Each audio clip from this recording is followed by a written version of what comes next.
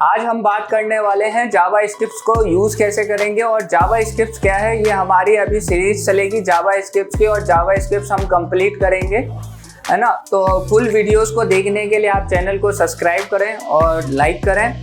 और हम वीडियोस को स्टार्ट करते हैं। सबसे पहले जावा स्क्रिप्ट्स हम यूज़ क्यों करते हैं। Java scripts world most popular programming languages है जो डायनेमिक और इंटरेक्टिव वेब पेजेस बनाने के लिए काम आता है। डायनेमिक और इंटरेक्टिव वेब पेजेस कैसे, जैसे कि सपोज आपका जो बटन्स है, बटन्स पे कोई भी इवेंट्स को क्लिक करना है, बटन्स पे कोई भी आपका जैसे कि क्लिक करने पे कुछ भी अगर आता है, डेट मीन्स कुछ भी जैसे टेबल्स आप रिप्रेजेंट करना चाहते हैं, क्लिक करने पे पॉपअप फॉर्म रिप्रेजेंट करना चाहते हैं, तो with help of Java script जो भी फंक्शनैलिटीज आप डालना चाहते हैं वो फंक्शनैलिटीज आप डाल सकते हैं with help of Java script. अब आपको भी पता है इजी टू लर्न है, इसमें ज़्यादा भी घबराने की कोई चीज़ नहीं है। आप बहुत इजी से इन सब चीज़ों को आप कर सकते हैं। हम स्टार्ट करते हैं जावा स्क्रिप्ट्स की फर्स्ट सीरीज। तो फर्स्ट सीरीज में क्या है जो हम पहले देखेंगे कि जावा स्क्रिप्ट्स को यूज़ क्यों किया जाता है। जावा स्क्रिप्ट्स को यूज़ करने के लिए हमारे पास क्या है, आप उसको किसी भी प्लेटफॉर्म पे आप रन कर सकते हैं। आप HTML की जो फाइल्स बनाते हैं, आप HTML की फाइल्स में भी आप जावा स्क्रिप्ट्स को रन कर सकते हैं। तो जावा स्क्रिप्ट्स का आउटपुट लेने के लिए और जो सिंटैक्स है हमारा, सबसे पहले सिंटैक्स क्या होगा, document dot get element by ID। ये क्या है हमारा सिंटैक्स। आप यहाँ पे लिख सकते हैं document dot gate, E capital होगा, एलिमेंट वाई ID। अब देखिए ये क्या है, ये आपका सिंटैक्स है जावा स्क्रिप्ट्स का, document dot get element by ID। अब यहाँ पे क्या रिप्रेजेंट होगा आपका, सिंगल कोट्स या dual quotes, depends on you कि आप कहाँ ले रहे हैं, ठीक है। तो यहाँ पे आप सिंगल कोट्स और डुअल कोट्स के अंदर भी आप अपनी IDs को पास कर सकते हैं। सपोज मैंने यहाँ पे लिखा डेमो, तो डेमो क्या हुआ हमारा, एक ID, जिस ID पे हमारा ये जब भी ये हमारा document dot get element by ID pass करेगा तो ये कहाँ जाएगा, उस ID पे। तो अभी हम प्रैक्टिकल भी देखेंगे इसे हम कैसे करेंगे। यहाँ पे डॉट क्या जाएगा आपका, इनर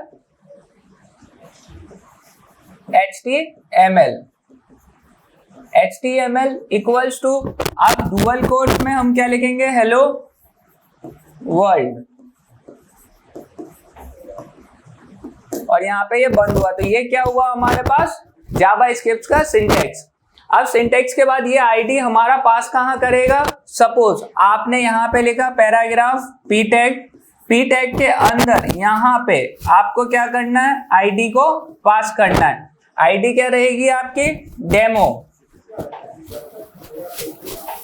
ठीक है। और यहाँ पे पैराग्राफ क्या हो जाएगा आपका, क्लोज हो जाएगा। तो ये कहाँ आएगा हमारा, ये हमारा आएगा p टैग के अंदर, यहाँ पे स्पेस देने के बाद, ठीक। तो आपका आउटपुट आएगा। लेकिन आउटपुट लाने के लिए सबसे पहले ये तो आपको कहाँ लिखना पड़ेगा, हम सबसे पहले ये बात कर लेते हैं कि जावा स्क्रिप्ट्स को हमें लिखना कहाँ रहता है। पहले हमें लिखना रहता है हेड सेक्शंस में और हमारे बॉडी सेक्शंस में। आप जावा स्क्रिप्ट्स को दो तरीके से लिख सकते हैं, आप हेड में लिख सकते हैं और आप एक बॉडी के अंदर लिख सकते हैं। तो हम बात कर लेते हैं, सबसे पहले हम जावा स्क्रिप्ट्स को लिखेंगे कहाँ पे। पहले बात, हमारे पास जो HTML का स्ट्रक्चर होता है उसमें एक हेड होता है, आप हेड के अंदर आप जावा स्क्रिप्ट्स को लिख सकते हैं। दूसरा आपका क्या रहेगा, बॉडी टैग, आप बॉडी के अंदर लिख सकते हैं। तो हम कितने तरीके से लिख सकते हैं, दो तरीके से। कौन कौन से, इंटरनल और एक्सटर्नल, दो तरीके से हम लिखेंगे, इंटरनल तरीके से और एक्सटर्नल तरीके से। दोनों तरीका हमारा कैसे काम करेगा, जब हम हेड सेक्शंस की बात करेंगे तो हेड सेक्शंस में हम क्या करेंगे, सबसे पहले इंटरनल में लिखेंगे। तो इंटरनल में लिखने के लिए हमें सबसे पहले क्या करना पड़ेगा, क्योंकि HTML की फाइल है तो सबसे पहले हमें इसको इंट्रोड्यूस कराना पड़ेगा कि हमारे जावा स्क्रिप्ट्स की फाइल से कम्युनिकेट करे। तो यहाँ पे सबसे पहले हमें क्या लिखना पड़ेगा, स्क्रिप्ट, यहाँ पे टाइप जाएगा इक्वल्स टू आपका डुअल कोट्स के अंदर, यहाँ पे जाएगा टेक्स्ट टाइप, फॉरवर्ड स्लैश, यहाँ पे जाएगा आपका जावा स्क्रिप्ट। तो ये आपको बताना है कि टेक्स्ट टाइप है, जावा स्क्रिप्ट है, स्क्रिप्ट के अंदर स्क्रिप्ट यहीं आपका क्लोज हो जाएगा। इस स्क्रिप्ट के अंदर आप क्या करेंगे, इंटरनल जावा स्क्रिप्ट आप लगाएंगे, जो कि आपने कहाँ लिखा था, यहाँ लिखा था, ये document dot get element ID demo. आपको कहाँ लिखना होगा, इधर। अब उसके बाद आपको क्या है, आईडी पास करनी है। तो आईडी देखिए, डेटा हमेशा रिप्रेजेंट कहाँ होता है हमारा, बॉडी के अंदर। तो यहाँ पे हमारा पी टैग चला जाएगा, आईडी हमारी क्या जाएगी, डेमो, क्लोज हुआ, और पी टैग यहाँ पे क्लोज हुआ। ठीक है, तो ये क्या हुआ हमारे पास, जावा स्क्रिप्ट का सिंटेक्स हम कैसे लिख रहे हैं उस चीज को। अब यहाँ पे हम बात करते हैं कि जो जावा स्क्रिप्ट है, जावा स्क्रिप्ट में आपने देखा कि हम उसे लिखेंगे कहाँ, आप हेड में लिख सकते हैं, बॉडी में लिख सकते हैं। लेकिन जब आप बात करें हेड और बॉडी में, तो हम जावा स्क्रिप्ट को बॉडी के अंदर फूटर में लिखते हैं। क्यों लिखते हैं, क्योंकि हमारा जब भी पेज लोडिंग टाइम लेगा तो हमारा वो क्या होगा, वो नीचे से लोडिंग टाइम लेना चाहिए। कैसे, अगर आप कोई भी यूजर आया आपकी वेबसाइट पे, अगर जावा स्क्रिप्ट भी लोड हो रही है, HTML भी लोड हो रही है, CSS भी लोड हो रही है, डेट मीन्स लोडिंग टाइम बढ़ेगा आपका। आप क्या करेंगे कि आप उसको हेडर फूटर सेक्शन में डालेंगे। तो फूटर सेक्शन में जब तक कि आपका जावा स्क्रिप्ट लोड होगा तब तक यूजर को आउटपुट दिख जाएगा विद हेल्प ऑफ HTML और CSS। तो आउटपुट दिख गया, आउटपुट दिखने के बाद क्या होगा, नीचे आपका है ना जावा स्क्रिप्ट लोडिंग टाइम भी ले रहा है तो कोई दिक्कत नहीं है, लेकिन आउटपुट दिखना चाहिए। आउटपुट नहीं दिखेगा और जावा स्क्रिप्ट भी लोड हो रही है, तीनों चीजें लोड हो रही है, दैट मीन्स क्या होगा, यूजर को आउटपुट बड़ी देर में दिखेगा। इसलिए हम ज्यादा से ज्यादा कोशिश करते हैं हमारी जावा स्क्रिप्ट कहाँ लगे, एकदम नीचे फुटर में। अब इसके बाद हम बात किस चीज की करेंगे कि आपने देखा सिंटेक्स, सिंटेक्स क्या था हमारा, document dot get element ID demo हमारा आईडी था, इनर HTML। अब देखिए आउटपुट लेने के भी तरीके होते हैं हमारे पास। कितने टाइप ऑफ तरीके होते हैं आउटपुट लेने के जावा स्क्रिप्ट में, हमारे पास 4 टाइप्स ऑफ तरीके हैं। जो तरीकों को हम यूज करेंगे कौन कौन से हैं, आइए देखते हैं। सबसे पहले हमारे पास क्या है, डॉट इनर HTML, फिर क्या है हमारे पास, document dot right,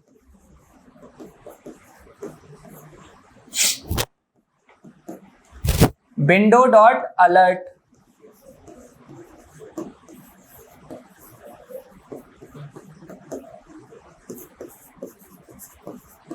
console dot log. देखिए 4 तरीके से आप आउटपुट ले सकते हैं। जब भी हमें अगर HTML के अंदर कम्युनिकेट करना है तो हम हमेशा इनर HTML का यूज करेंगे, लेकिन जब भी हमें डायरेक्ट आउटपुट चाहिए स्क्रिप्ट के अंदर तो हम डॉक्यूमेंट डॉट राइट का यूज करेंगे। जब भी हमें window dot alert, system generated popup हमें जनरेट कराना है तो हम किसका यूज करेंगे, विंडो डॉट अलर्ट का। जब भी हमें अब डीबगिंग रन टाइम में चेंजेस करने हैं तो हम किस चीज का यूज करेंगे, कंसोल डॉट लॉग का, जो कि आपका रन टाइम में चेंजेस होगा। सपोज सबसे पहले इनर HTML का एग्जांपल लेते हैं। इनर HTML आप कैसे काम करेंगे, आपको जो आपने सबसे पहला वाला एग्जांपल देखा था सपोज इधर, तो ये क्या था, हमारा इनर HTML का एग्जांपल था। लेकिन अगर हम बात करें डॉक्यूमेंट डॉट राइट की, तो डॉक्यूमेंट डॉट राइट का यूज हम कैसे करेंगे। सपोज यहाँ पे सबसे पहले हम स्क्रिप्ट्स को ओपन करेंगे। स्क्रिप्ट्स के अंदर क्या जाएगा आपका, type equals to dual quotes, यहाँ पे क्या जाएगा आपका, टेक्स्ट टाइप है और जावा स्क्रिप्ट है। इसके अंदर यहाँ पे आपका स्क्रिप्ट क्लोज हुआ। इस स्क्रिप्ट के बाद इसके अंदर अब हम क्या लिखेंगे, suppose document dot write.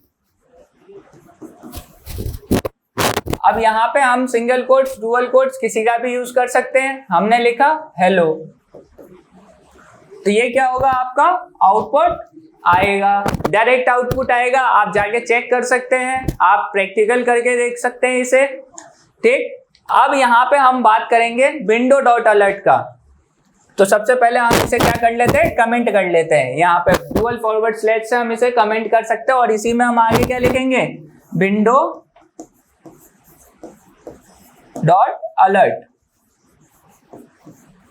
Window dot alert में हमारा क्या जाएगा, हेलो। अब हम इसे चेक करेंगे तो क्या होगा, हमारा सिस्टम जनरेटेड आउटपुट देगा वो आपको। आप चेक कर सकते हैं, इसको भी आप प्रैक्टिकल करके देख सकते हैं। फिर उसके बाद हम इसको कमेंट करते हैं। अब क्या होगा, हम दूसरी चीज का यूज करेंगे।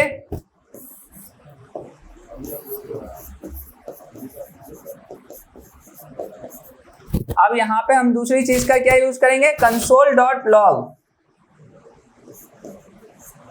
लॉग जब हम बात करें कंसोल डॉट लॉग की, तो कंसोल डॉट लॉग में आपने सपोज लिखा hello.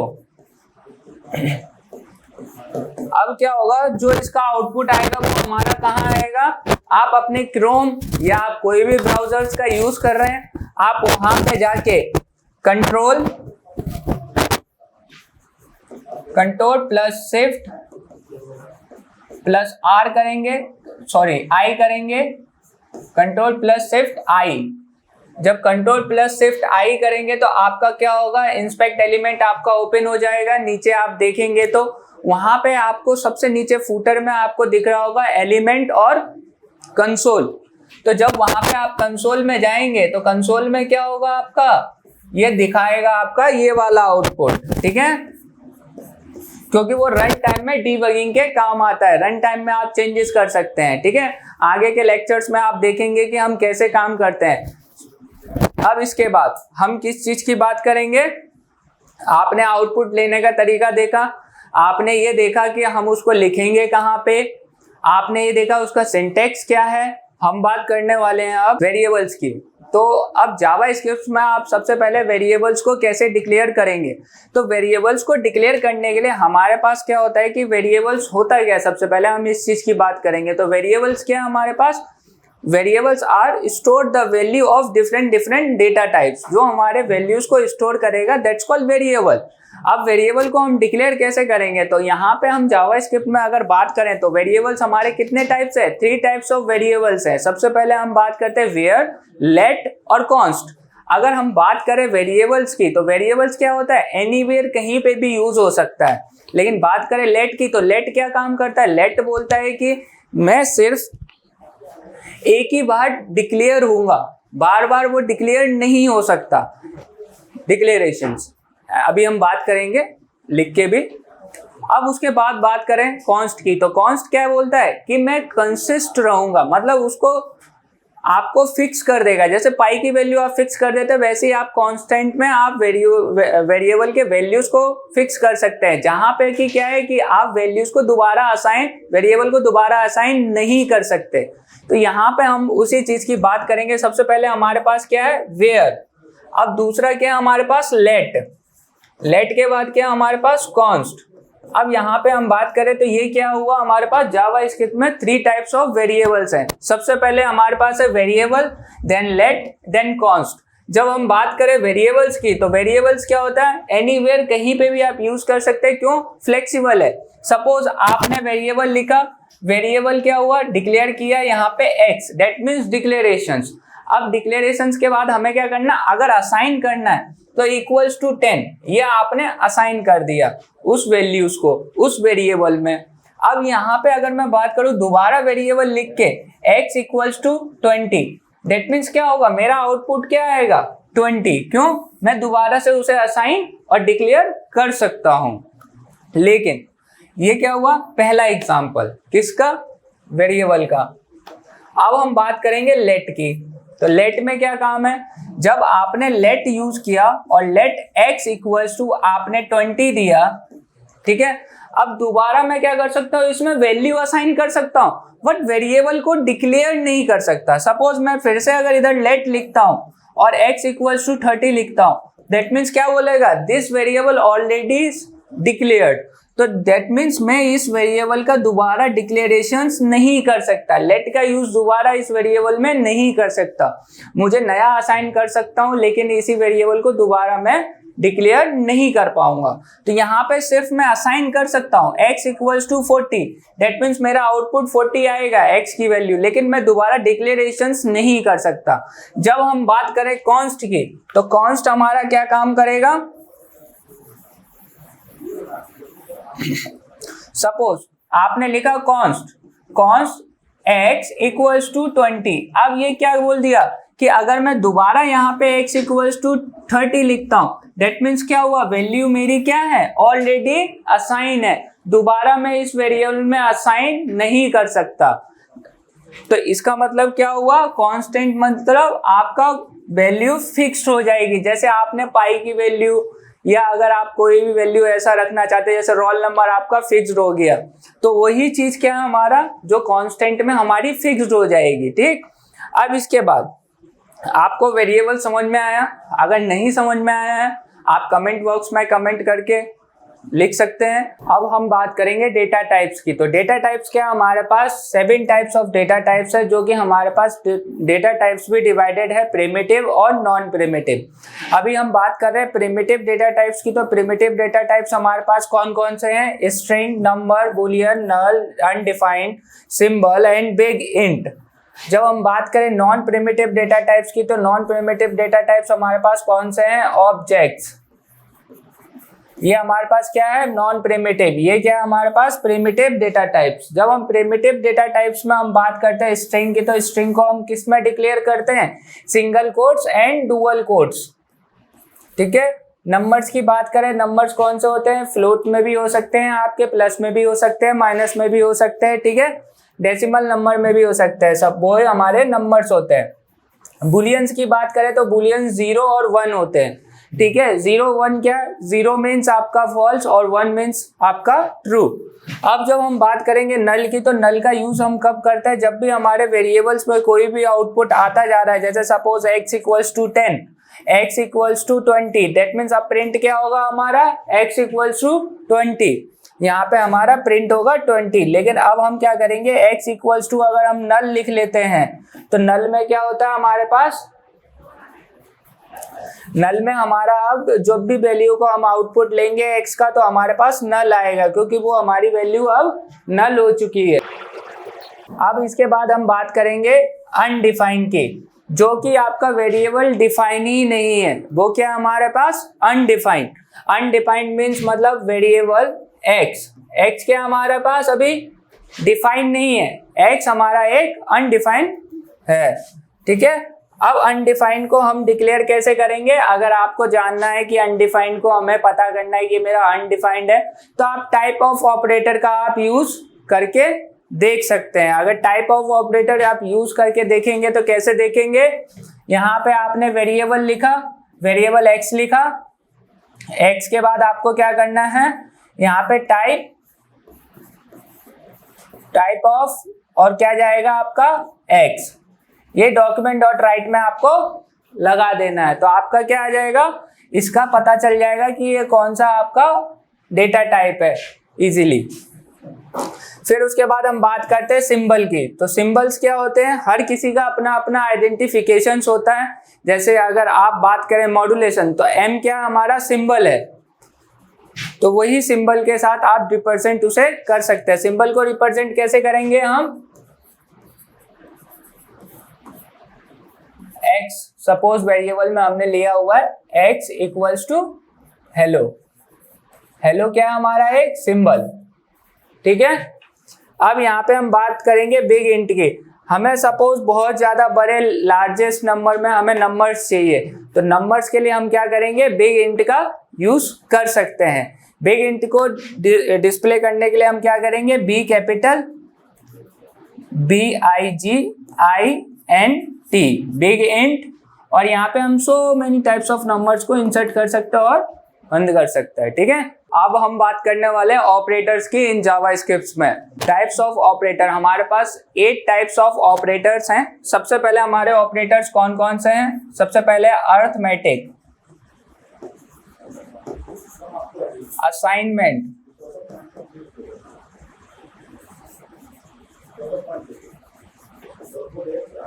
Logical,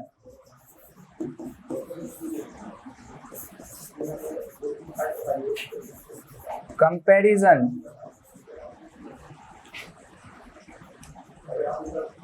bitwise, type of,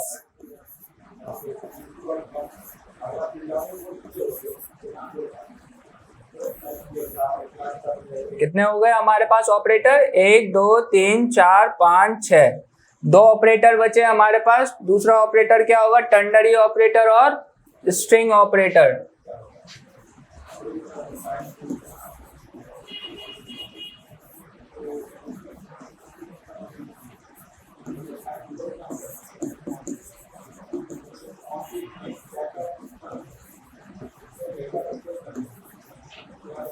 अब हमारे पास कौन सा ऑपरेटर्स हैं? टर्नरी ऑपरेटर और स्ट्रिंग ऑपरेटर। अब हम वन बाय वन सारे ऑपरेटर्स के बारे में डिटेल में देखते हैं कि हम कैसे यूज कर सकते हैं सारे ऑपरेटर्स को। सबसे पहले हम बात करेंगे अर्थमेटिक ऑपरेटर्स में। अर्थमेटिक में हमेशा हमारे कौन सी चीजें आएंगी? सपोज मैथमेटिक्स से रिलेटेड, जैसे प्लस, मल्टीप्लिकेशन, सब्ट्रैक्शंस, डिविजन्स, वो हमारे किसके अंदर जाएंगे? अर्थमेटिक ऑपरेटर्स में। जैसे सपोज प्लस किया, माइनस किया, मल्टीप्लाई किया, आपका डिवाइड किया, ठीक है, ये सारी चीजें आपका अर्थमेटिक ऑपरेटर में आपका आएगा। जब हम बात करें असाइनमेंट ऑपरेटर्स की, तो असाइनमेंट ऑपरेटर्स क्या होता है? दैट मीन्स असाइन करना किसी भी चीज में। जैसे इक्वल्स टू का यूज किया, दैट मीन्स असाइन करने के लिए। सपोज आपने यहाँ पे लिखा variable x equals to 10, that means क्या हुआ? इसने इसको असाइन कर दिया, तो दैट मीन्स 10 जो है x में स्टोर हो गया, तो that's called assignment operators. Equals to, not equals to, ठीक है, आप ऐसे एक दूसरे में उसको असाइन कर सकते हैं। लॉजिकल ऑपरेटर, लॉजिकल ऑपरेटर्स क्या होते हैं हमारे पास? सपोज आपका लॉजिकल ऑपरेटर क्या होगा? एंड और नॉट, दैट मीन्स क्या है हमारे पास? Logical operator. लॉजिकल ऑपरेटर में जब हमारा ये दो चीजें लगती हैं, एंड, दैट मीन्स क्या है? दोनों कंडीशंस हमारी ट्रू होनी चाहिए। अगर एक कंडीशन ट्रू है, दूसरी कंडीशन ट्रू नहीं है, तो दैट मीन्स क्या होगा? ये आपका एक्सेस नहीं करेगा। लेकिन अगर दोनों कंडीशन आपकी सही है, तो क्या होगा? ये आपका काम करेगा।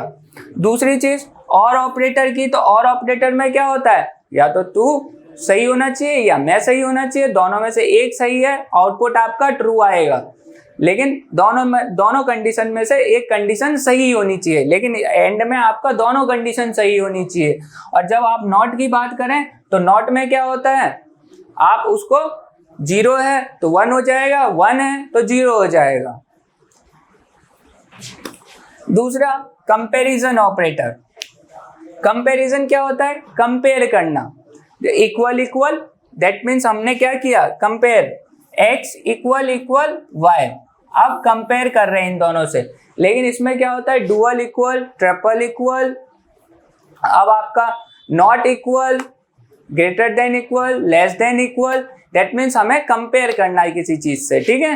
दूसरा बिटवाइज ऑपरेटर। बिटवाइज ऑपरेटर कैसे काम करेगा? जैसे आपने लिखा 5 and 1, सपोज आपने यहाँ पे आए, यहाँ पे आपने लिखा 5 and 1, इसका आउटपुट आया आपका 1। कैसे? तो ये हमारा किस चीज पे काम करेगा? ये हमारा काम करेगा बिटवाइज पे। कैसे? अब 5 का बाइनरी नंबर लेगा और 1 का बाइनरी नंबर लेगा, उनको एड ऑन करेगा और जो आउटपुट आएगा उसका वो इंटीजर में आपको आउटपुट नंबर में दे देगा। तो वो किस पे काम कर रहा है? बिटवाइज पे। दूसरा टाइप ऑफ। टाइप ऑफ हमारे पास हमारे टाइप ऑपरेटर 2 टाइप्स के हैं, टाइप ऑफ और इंस्टेंट ऑफ। तो टाइप ऑफ में क्या होता है? आप जो वेरिएबल है उसके वैल्यूज को देख सकते हैं कि वो किस डेटा टाइप का है। सपोज कैसे? जैसे कि आपने यहां पे लिखा टाइप ऑफ और इसके अंदर आपने लिखा हेलो, आपको ये बता देगा कि ये हेलो कौन से टाइप का है। या आप वेरिएबल में, सपोज आप वेरिएबल x लिए हैं, x इक्वल्स टू 10 लिए हैं। अब यहाँ पे क्या हुआ? आपने वेरिएबल को पास कर दिया, सपोज यहाँ पे वेरिएबल x गया, तो टाइप ऑफ मतलब आपको क्या बता देगा, ये कौन सा टाइप का है, नंबर टाइप का, ठीक है, स्ट्रिंग टाइप का है, नंबर टाइप का है, या फिर आपका ऑब्जेक्ट टाइप है। आप इसके थ्रू डिफाइन कर सकते हैं with help of type of. अब हम बात करने वाले हैं टाइप ऑफ की। बात की टाइप ऑफ के बाद अब हमारे पास है इंस्टेंट ऑफ।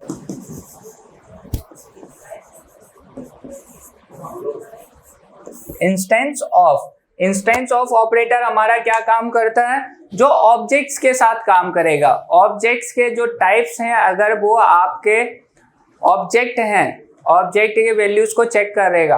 अगर वो ऑब्जेक्ट में आपके ऑब्जेक्ट से रिलेटेड है तो आपको ट्रू देगा।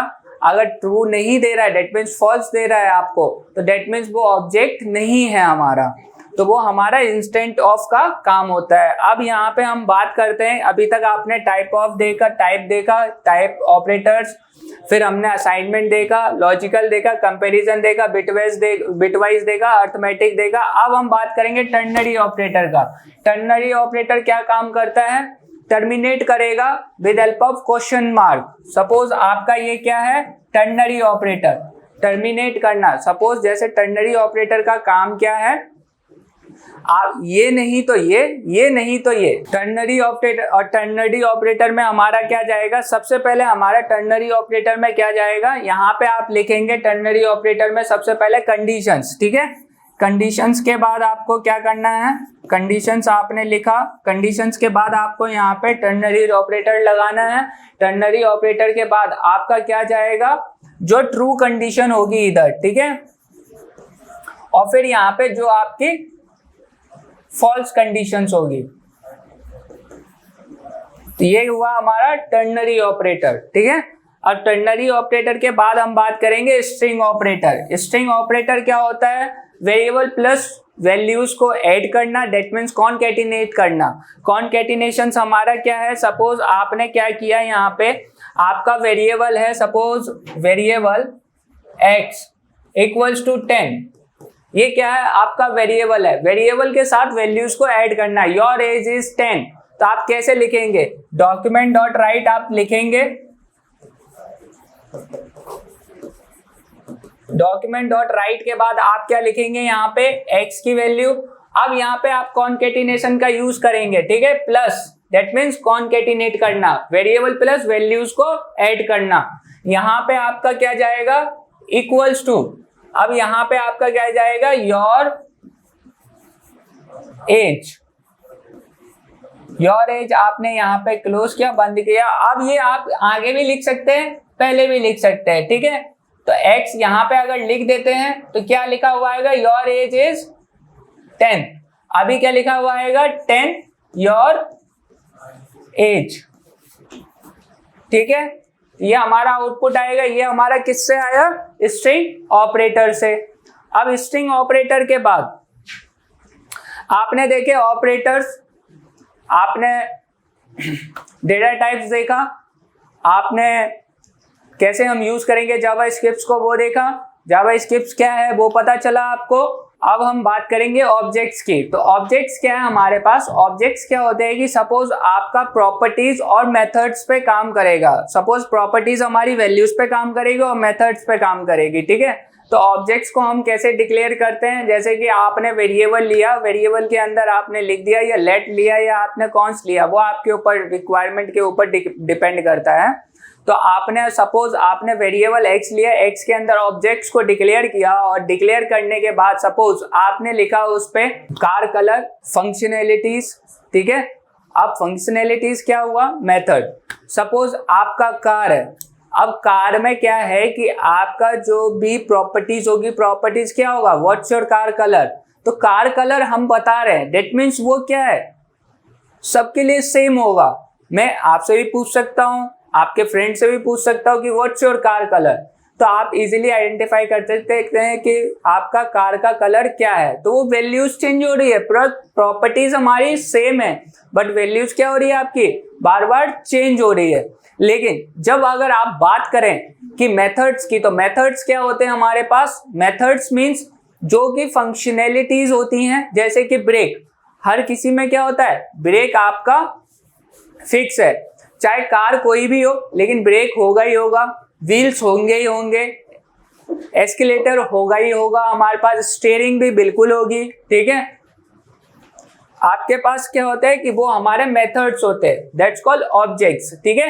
ऑब्जेक्ट्स हम और भी ब्रीफ में हम देखेंगे, विद प्रैक्टिकल देखेंगे, लेकिन वो हम आगे की वीडियोस में देखेंगे। लेकिन अभी हम बात करते हैं फंक्शंस की। तो फंक्शंस क्या है, a group of text which perform to a particular task, that's called functions. तो फंक्शंस क्या काम करता है, फंक्शंस हमारा एक पर्टिकुलर एक बना के रखता है, एक टास्क होता है जो कि हमारा एक ब्लॉक ऑफ कोड को कलेक्ट करके रखेगा, और वन बाय वन जो जो हमें टास्क को परफॉर्म करना है हम उन टास्क को परफॉर्म कर सकते हैं। तो फंक्शंस को हम डिक्लेयर कैसे करेंगे, तो फंक्शंस को हम डिक्लेयर करने के लिए सबसे पहले हम किस चीज की बात करेंगे, यहाँ पे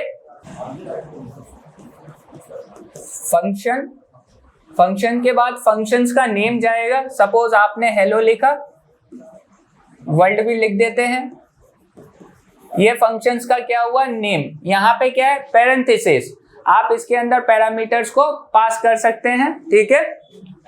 यहाँ पे कर्ली ब्रेसेस और कर्ली ब्रेसेस को क्लोज किया, तो दैट मीन्स ये क्या हो गया, ये हमारा एक फंक्शंस हो गया।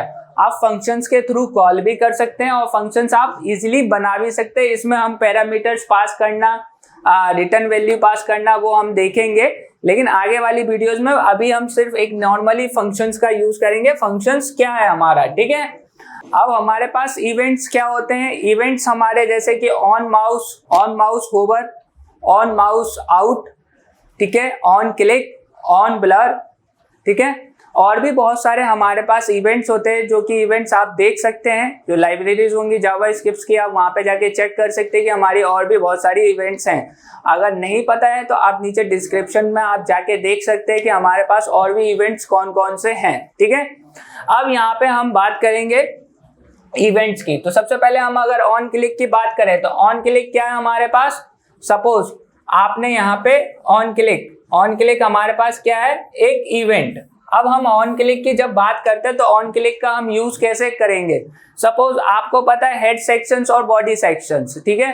तो हेड सेक्शंस के अंदर आप लिख सकते हो और बॉडी सेक्शंस के आप अंदर लिख सकते हैं। तो सपोज सबसे पहले हम किस चीज की बात करेंगे, एक स्क्रिप्ट को ओपन करेंगे, किसके अंदर, आप बॉडी सेक्शंस और हेड सेक्शंस के अंदर। तो सपोज आपने ये बॉडी सेक्शंस के अंदर क्या लिखा, SCRIPT स्क्रिप्ट, यहाँ पे टाइप दिया आपने, टाइप इक्वल्स टू, अब यहाँ पे क्या देंगे, टेक्स्ट टाइप जावास्क्रिप्ट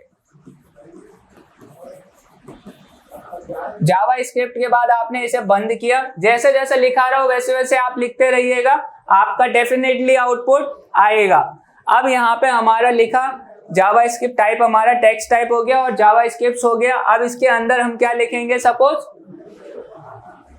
या तो इवेंट को आप फंक्शंस के थ्रू कर सकते हैं या आप सीधे बटन पे काम कर सकते हैं। अगर फंक्शंस के थ्रू करना है तो हम कैसे करेंगे, यहाँ पे आप क्या लिखेंगे, सबसे पहले फंक्शंस को डिक्लेयर करेंगे। फंक्शंस क्या रहेगा हमारा,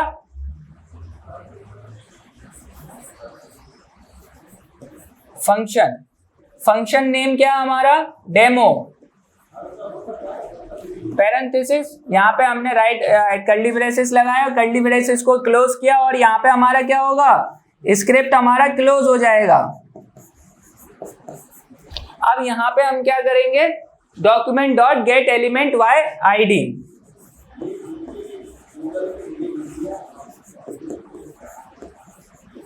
E कैपिटल रहेगा, B कैपिटल रहेगा, I कैपिटल रहेगा। अब ID के अंदर हम ID आप अपने अकॉर्डिंग कुछ भी ID रख सकते हैं। सपोज मैंने यहाँ पे लिख दिया हेलो, तो हेलो क्या हमारी ID है, ठीक है। अब यहाँ पे आपने डॉट लगाया, हमें आउटपुट किस में चाहिए, HTML के अंदर आउटपुट चाहिए, तो यहाँ पे हम क्या लगाएंगे, inner HTML equals to dual quotes के अंदर आपका क्या जाएगा, हेलो डेमो, और आपने इसे बंद कर दिया। अब ये आउटपुट आपने किस पे लगाया, फंक्शंस पे, तो यहाँ पे सपोज आपका इस स्क्रिप्ट के जस्ट ऊपर या नीचे आप क्या कर सकते हैं, यहाँ पे आप एक बटन बना सकते हैं। बटन के बाद क्या रहेगा आपका, यहाँ पे बटन में क्या जाएगा, ऑन क्लिक इवेंट। जबकि बटन पे क्लिक हो तब हमारा ये आउटपुट हमें आए। तो यहाँ पे इक्वल्स टू डुअल कोट्स। अब डुअल कोट्स के बीच में क्या जाएगा आपका, फंक्शन का नेम। फंक्शन नेम क्या हमारे पास, डेमो और पैरेंथेसिस। तो यहाँ पे हमने क्या लिखा, डेमो पैरेंथेसिस। ठीक है। अब यहाँ जब भी इस बटन पे कोई आएगा, क्लिक करेगा, कौन सा फंक्शन कॉल होगा हमारा, ये वाला। ये फंक्शन कॉल होगा तो रिटर्न क्या करेगा हमें, document dot get element by ID. हमारी आईडी क्या करेगा, वो पास करेगा। तो यहाँ पे आपने इसे बंद कर दिया और यहाँ पे लिखा क्लिक हेयर, बटन का नाम, और बटन को इधर आपने क्लोज कर दिया। ठीक है। अब यहाँ पे क्या हुआ, हमारा आईडी पास हुआ नहीं हुआ। अब आईडी जहां पे आपको कॉल करानी है आप वहां पे आईडी को कॉल करा सकते हैं। सपोज मुझे आईडी इसके ऊपर कॉल करानी थी, H1 में कराना था, तो मैंने क्या लिखा, आईडी इक्वल्स टू, आईडी कौन सी पास कर रहा है हमारा, हेलो। यहाँ पे क्या आएगा हमारा, हेलो। हेलो के बाद क्या जाएगा हमारा, आईडी क्लोज हो जाएगी और यहाँ पे हमारा कुछ लिखा नहीं है, तो H1 हमने ऐसे कर दिया। तो जब भी अब बटन पे क्लिक होगा फंक्शन कॉल होगा, फंक्शन कॉल होने के बाद क्या होगा, हमारी आईडी पास होगी। आईडी में क्या लिखा हुआ already, hello demo. Hello demo कहाँ जाएगा आपका, H1 के अंदर। ठीक है। तो ये क्या हुआ, ये हुआ हमारा फंक्शंस के थ्रू कि H1 यहाँ पे क्लोज नहीं किया था, तो यहाँ पे क्लोज कर लीजिएगा। लेकिन अगर आप बात करें विदाउट फंक्शंस आप कैसे यूज कर सकते हैं, तो हमारा सपोज यहाँ पे क्या होगा, बटन। आप बटन बनाते होंगे HTML के अंदर, बटन के ऊपर आप क्या लिखेंगे, on click. On click equals to dual quotes, document dot get element by ID आप पूरा इसके अंदर लिख देंगे। मैं लिख देता हूं, suppose document dot get element by ID. ID क्या हमारी, हेलो। और आईडी हमेशा यूनिक होनी चाहिए, सिमिलर आईडी आप लेके यूज नहीं कर सकते हैं। ठीक है। आईडी हमारी हो गई हेलो। हेलो के बाद यहाँ पे क्या जाएगा, डॉट इनर HTML हमारा कैपिटल में रहेगा। HTML equals to dual quotes. अब देखिए ऑलरेडी डुअल कोट्स है, डेट मीन्स काम नहीं करेगा, ध्यान रखिएगा, क्योंकि स्ट्रिंग के अंदर सब स्ट्रिंग को कॉल करने के लिए हमें सिंगल कोट्स की रिक्वायरमेंट होगी। तो यहाँ पे क्या आएगा आपका, सिंगल कोट्स। सिंगल कोट्स में आप क्या लिखेंगे, हेलो वर्ल्ड। जब आपने सिंगल कोट्स में लिखा हेलो वर्ल्ड और सिंगल कोट्स में यहाँ पे क्लोज कर दिया, और यहाँ पे आपने क्या किया, कर्ली ब्रेसेस आएगा नहीं, डुअल कोट्स क्लोज होगा, क्योंकि बटन में यहाँ पे डुअल कोट्स लगा और यहाँ पे बटन क्लोज हुआ। यहाँ पे आपने लिखा क्लिक हेयर और यहाँ पे आपने क्या किया, बटन को क्लोज कर दिया। मैं लिख देता हूं इधर, बटन क्लोज हो गया। ठीक है, वहां से यहाँ पे। अब बटन पे जब भी क्लिक होगा तो क्या पास करेगा, हमारा आईडी पास करेगा। आईडी के अंदर ऑलरेडी क्या लिखा हुआ है, हेलो डेम वर्ल्ड। ठीक है, अब हेलो वर्ल्ड लिखा हुआ है, तो यहाँ पे हम क्या करेंगे, यहाँ पे हम आईडी को पास करेंगे। तो यहाँ पे क्या होगा, H1। अब सिंटेक्स आपका कुछ भी हो सकता है, H1 हो सकता है, पैराग्राफ हो सकता है, या डिव में आप पास कर सकते हैं। तो यहाँ पे H1 लिखा है, H1 में क्या लिखा आपने, आईडी इक्वल्स टू, आईडी क्या आपकी, हेलो। एक आपने ऐसे पास कर दिया और यहाँ पे आपने H1 को क्लोज कर दिया। तो जब भी आप बटन पे क्लिक होगा, आईडी क्या पास करेगी, डेमो। डेमो के अंदर ऑलरेडी क्या लिखा हुआ है, हेलो वर्ल्ड। डेफिनेटली आपका ये वर्क करेगा, आप लिख के देखिए लैपटॉप पे अपने। इसके बाद अब हम बात करेंगे लूप्स और कंट्रोल स्टेटमेंट्स की।